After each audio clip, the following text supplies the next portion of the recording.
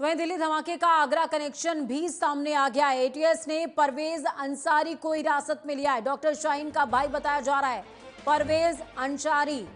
लखनऊ से डॉक्टर शाहीन को किया गया था गिरफ्तार। फरीदाबाद के जैश से जुड़े उमर मोहम्मद ने अंजाम दिया है इस घटना को। डीएनए जांच के लिए उमर के परिजनों को बुलाया गया है। खुफिया एजेंसियों ने परवेज अंसारी को गिरफ्तार किया। फरीदाबाद टेरर मॉड्यूल मामले में गिरफ्तार हुआ है अंसारी भी, और डॉक्टर शाहीन को भी गिरफ्तार किया गया है। डॉक्टर शाहीन के महाराष्ट्र कनेक्शन भी सामने आ रहे हैं। शाहीन के महाराष्ट्र कनेक्शन की जांच भी की जा रही है। आपको बता दें कि जैश के महिला विंग की चीफ कमांडर थी डॉक्टर शाहीन। एक बड़ा मॉड्यूल इंडिया के अंदर संचालित करती थी।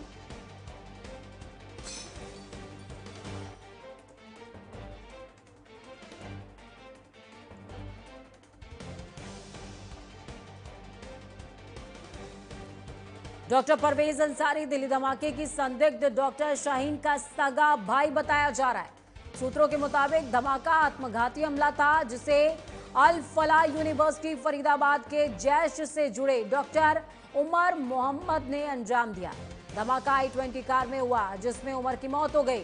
कार के अंदर उसके शव के टुकड़े भी मिले। डीएनए जांच के लिए जम्मू से उमर के परिजनों को बुलाया गया है। अल फलाह यूनिवर्सिटी के डॉक्टर मुजमेल और डॉक्टर शाहीन का नाम भी जांच के दायरे में। खुफिया एजेंसियों ने लखनऊ से डॉक्टर परवेज अंसारी को गिरफ्तार किया। जांच में पता चला है कि परवेज ने 2015 में एसएन मेडिकल कॉलेज आगरा से एमडी पूरी की थी। इसके बाद सीनियर रेजिडेंट के तौर पर काम कर रहा था। 2016 में इस्तीफा दिया। अब एजेंसियां आगरा के एसएन मेडिकल कॉलेज में रिकॉर्ड खंगालने का काम करेंगी, ये पता लगाने के लिए कि क्या परवेज का अब भी आगरा से कोई कनेक्शन बना हुआ है।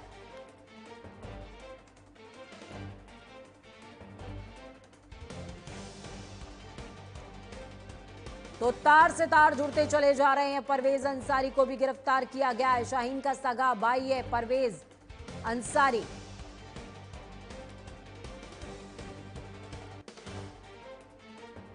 बड़ी अपडेट आपको बता रहे हैं।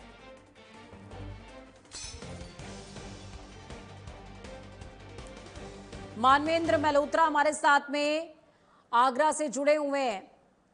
मानवेंद्र, मैं आपका रुख करूंगी। देखिए, जिस तरीके से परवेज अंसारी की गिरफ्तारी हुई उसके बाद खंगाला जा रहा है कि आखिरकार आगरा से अभी भी तो परवेज का कोई कनेक्शन बाकी नहीं रह गया है। किस तरह की अपडेट, कहां तक पहुंची है जांच? आपको बता दूं, जिस तरीके से एटीएस ने कार्रवाई करते हुए कल देर रात परवेज अंसारी को गिरफ्तार किया। परवेज अंसारी ने 2011 में एरा यूनिवर्सिटी लखनऊ से एमबीबीएस किया था। उसके बाद उसने 2015 में आगरा में एमडी की इंटरनल मेडिसिन के अंदर, और उसके बाद लगभग कुछ समय तक वो जूनियर रेजिडेंट के रूप में यहाँ कार्यरत भी रहा था।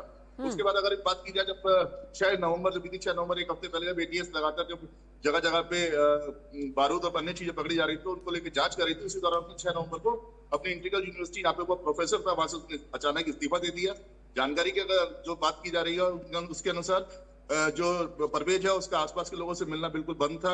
अपने घर के आसपास किसी से नहीं मिलता था। साथ ही साथ वो अपनी बीवी से भी अलग रह रहा था। और जो शाहिद है उसका सगा छोटा भाई है, जिसको लेकर आईटीएस लगातार जो सूत्र है वो खंगालने में जुटी हुई है। आगरा में भी इसके किस्से का परवेज अपनी पत्नी से अलग रह रहा था, शाहीन अपने पति से अलग रह रही थी। यानी कि कुल मिलाकर के इनका इरादा ही आतंकी था। एकाकी जीवन व्यतीत कर रहे थे ये लोग। बिल्कुल, देखा जाए जिस तरीके से, चाहे वो परवेज हो चाहे वो शाहीन हो, दोनों का इरादा जो है वो एक अलग ही किस्म का इरादा था। क्योंकि देखिए, शाहीन की गिरफ्तारी हुई, शाहीन की गिरफ्तारी फरीदाबाद से गिरफ्तारी हुई, और शाहीन की गिरफ्तारी के बाद से ही अगर देखा जाए तो जांच एजेंसियां जो है बिल्कुल एक तरीके से एक्टिव हुई हैं, तेजी से एक्टिव हुई हैं। और जांच एजेंसियां लगातार, चाहे वो यूपी का लखनऊ हो, चाहे वो आगरा हो, चाहे वो नेपाल बॉर्डर हो, हर जगह पे जांच एजेंसियां तेजी से अब काम कर रही हैं। क्योंकि देखिए, कल जिस तरीके से परवेज के घर पर छापेमारी की गई, परवेज का जो घर है वो मड़ियाओं क्षेत्र में पड़ता है, और वहां पर जब यूपी की जो जांच एजेंसियां हैं वो वहां पर गई तो वहां से कई ऐसे दस्तावेज मिले हैं।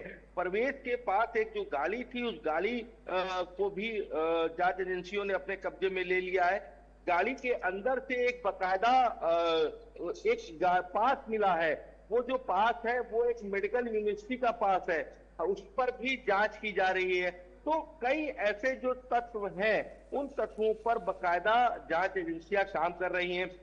शाहीन की बात की जाए तो शाहीन के पिता से भी काफी कल देर पूछताछ की गई, करीब 2 घंटे पूछताछ चली है। उस पूछताछ में कई बड़े खुलासे भी होने अभी बाकी हैं, क्योंकि देखिए कुछ दस्तावेज जांच एजेंसियों के पास लगे हैं, वो जांच एजेंसियां अब उस पर भी काम करेंगी। वो किस तरीके से खुलासे होते हैं, शाहीन से किस तरीके की पूछताछ होती है। परवेज को हालांकि जांच एजेंसियों ने अपनी कस्टडी में ले लिया है, कल देर शाम लखनऊ से गिरफ्तार किया गया है। अब जांच एजेंसियां परवेज से भी जब पूछताछ करेगी, वो पूछताछ किस तरीके की होती है, ये देखना जरूर होगा। बिल्कुल, अब ये देखना ज़रूर होगा, लेकिन इस बीच आशीष ये भी समझना ज़रूरी है कि शाहीन और परवेज़ के अलावा भी क्या ये मॉड्यूल और ज़्यादा था। और सबसे बड़ी बात ये समझना बहुत ज़्यादा ज़रूरी है कि जिस तरीके से वाइट कॉलर टेररिज्म जिस तरीके से बीते दिनों इंक्रीज़ हुआ है, अगर हम पहले समझते थे कि बेरोजगार युवाओं के हाथ में ही पत्थर दिया जा सकता है, तो बिल्कुल नहीं, बहकाया तो पढ़े लिखों को भी जा सकता है। ये पूरी कहानी सिद्ध कर रही है। बिल्कुल, देखिए ये पूरी कहानी बिल्कुल सिद्ध कर रही है, क्योंकि इस पूरी कहानी में आप देखेंगे अगर जो फरीदाबाद है, फरीदाबाद से इस पूरी कहानी की शुरुआत होती है। सबसे पहले एक डॉक्टर पकड़ा जाता है, उस डॉक्टर के पास से करीब 360 किलो के आसपास जो ज्वलनशील पदार्थ होता है वो बरामद होता है। तो उसके बाद से ही लगातार जो जांच एजेंसियां हैं वो काम कर रही होती है, और ऐसे में दिल्ली में सबसे बड़ा ब्लास्ट होता है। उसके बाद से कहीं ना कहीं जांच एजेंसियों के हाथ पांव फूलते हैं और जांच एजेंसियां और तेजी से काम करती हैं। लखनऊ तक की कहीं ना कहीं अगर देखा जाए तो इसके तार जुड़े हुए हैं। लखनऊ में भी जम्मू कश्मीर की जो जांच एजेंसियां हैं वो रुकी हुई हैं। उसके अलावा कई अन्य जो जांच एजेंसियां हैं वो बकायदा लगातार अलग अलग जगहों पर छापेमारी करती दिखाई दे रही हैं। बिल्कुल मानवेंद्र, मैं आपके पास लौटूंगी। मानवेंद्र, जिस तरीके की तस्वीरें लगातार सामने आई, उसके बाद अब तथ्य निकलकर सामने आ रहा था कि डॉक्टर उमर और भी बड़े कह सकते हैं कि हमले की फिराक में था, लेकिन ये आईडी इनकम्प्लीट था जो कि ब्लास्ट हो गया, और एक किसी गलती की वजह से ये आईडी ब्लास्ट हुआ है। सोचिए कि ये तमाम जो स्लीपर सेल्स थे या ये पूरा मॉड्यूल मिल करके कितने दिनों से इसको संचालित कर रहा होगा, कितने दिनों से ये एक्सप्लोजिव इकट्ठा कर रहे होंगे, और ये एक्सप्लोजिव अगर अधूरे में इतनी तबाही मचा करके गया है तो घटना अगर पूरी होती तो हम सोच भी नहीं सकते हैं कि डेंट कितना बड़ा आ सकता था। मानवेंद्र, पूजा, आपको बता दूं जिस तरीके से चीजें सामने आ रही हैं उसमें एक बहुत बड़ी चीज सामने निकल के जो आ रही है वो डॉक्टर्स का कनेक्शन इस पूरे एक तरह से आतंकी संगठनों से निकलता हुआ चला आ रहा है। डॉक्टर परवेज की बात करें तो उनका जो कनेक्शन है वो सहारनपुर से निकला, और सहारनपुर में ही जो डॉक्टर अदील है जो 5 लाख की सैलरी पे काम कर रहा था, उसके बावजूद आतंकी गतिविधियों से जुड़ा हुआ था, और इन दोनों ने अचानक ही अपनी नौकरियों से इस्तीफा दिया और गायब हो गए। जैसे ही एटीएस ने अपनी जांच शुरू की थी, लगातार एटीएस जांच करती नजर आ रही थी, उसके बाद ये लोग गायब हो गए थे। तो साफ तौर पर नजर आ रहा है कि बहुत बड़ा नेटवर्क पूरे देश में इन लोगों का काम कर रहा है, और जिस तरीके से अधूरी जो कहा जा रहा है कि अधूरी तैयारी के दौरान ये हादसा हुआ है, तो ये माना जा सकता है कि जिस तरीके से इन लोगों ने तैयारी की थी तो बहुत बड़े पैमाने पर पूरे देश को हिलाने की कहीं ना कहीं कोशिश में थे ये लोग, और लगातार एटीएस और अन्य टीमें जब कार्रवाई पर जुटी तो ये लोग घबरा के इन लोगों के साथ ये हादसा एक तरह से सामने आया। बिल्कुल, चलिए इसरार हमारे साथ में जुड़े हुए हैं मुंबई से। इसरार, मैं आपका रुख करूंगी, किस तरह की तस्वीरें आप मुंबई में देख पा रहे हैं, कितने अलर्ट मोड पर मुंबई, क्योंकि देश की राजधानी दिल्ली है तो आर्थिक राजधानी मुंबई भी है। महाराष्ट्र से कनेक्शन भी आतंकियों का निकल करके सामने आ रहा है और जिसे खंगालने की कोशिश भी की जा रही है।